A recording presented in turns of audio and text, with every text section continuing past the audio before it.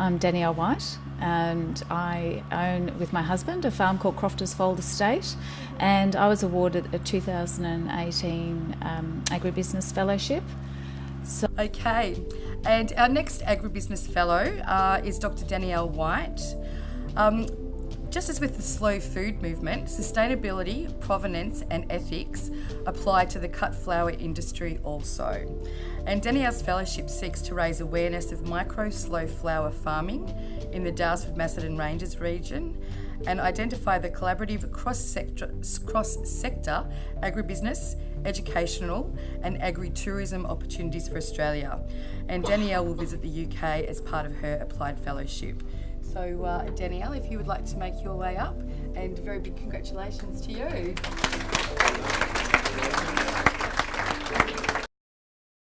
So the research I'm doing is looking into bee-friendly micro flower farming practices and the opportunities it has for the regional agribusiness and agritourism.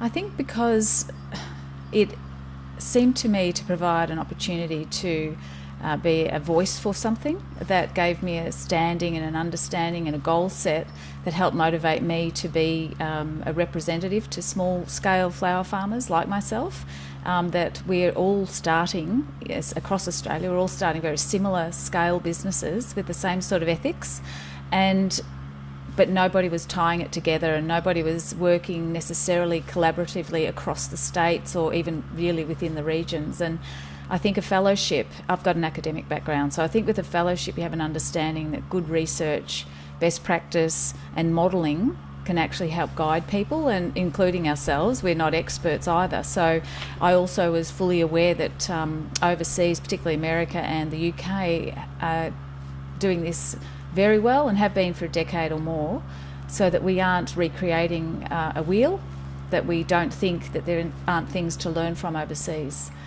So the fellowship really, and especially an agribusiness one, it really just hits it on the mark as to the focus of it. And I thought a support network, people that do things well, and being connected to those people is something that I enjoy being part of.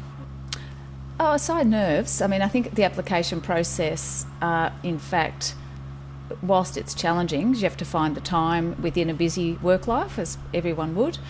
You have to then hone down what it is that you want to do and answer very specifically. And I think it challenges you. It challenges you to actually think, are you worthy of applying? Have I really got a project here? And I've found that even as I was answering them, or trying to answer the application process questions, I started to shape and fine-tune what it was I was hoping for. So yes, challenging, but actually highly useful. My project is sort of in a two-phase, and so I think my planning as I pitched it for my application has shifted, but it's in an organic sense and it makes sense to me. But so the planning is ongoing. I don't think and I've heard other fellows say this on advice after their trips too, so I've been tuning in to listen, but let it be a bit organic. Let the audience that you're going to speak with or learn from slightly shape it too, because there's the big understanding that I'm going because there's things I don't know, and I'm going sort of as an ambassador for things that perhaps we don't have as skills here.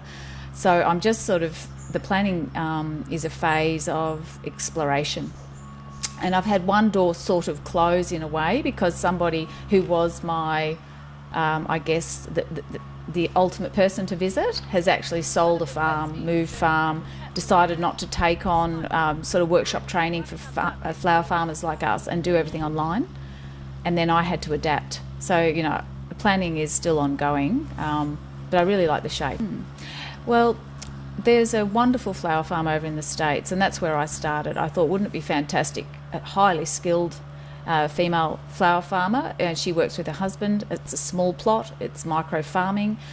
She's worldwide success, not just as an Instagram person. She's got books that are published, practical educational opportunities for people, and people fly around the world to see her work and understand how to farm on a grid system, efficiencies. It's really the comprehensive little package, and that was where I was wanting to go. And sometimes those sorts of opportunities are at price point and a timing that's outside of our capacity. The good thing about my fellowship in two parts is that when it's our downtime here on our flower farm in winter, it's full on time in the UK and America. So I knew that the travel would be perfectly fitted to our downtime. So the two parts came about by that farm shift in their business model, going online essentially for their education. And I spoke to the Institute about this at the time, and we decided there's actually a great benefit here if we turn this sort of slightly negative into a positive. I could do the online training, which is a comprehensive sort of 6-part module, quite in-depth project work where you look at your full business model and it's all explained. It's paid, and you know it's fairly protected. You can't share that information directly. You take it in, absorb and learn it. It's flower farming that we have invited an international floral designer to attend this November, so we've got a lot of planning to do, and that capitalises on that year.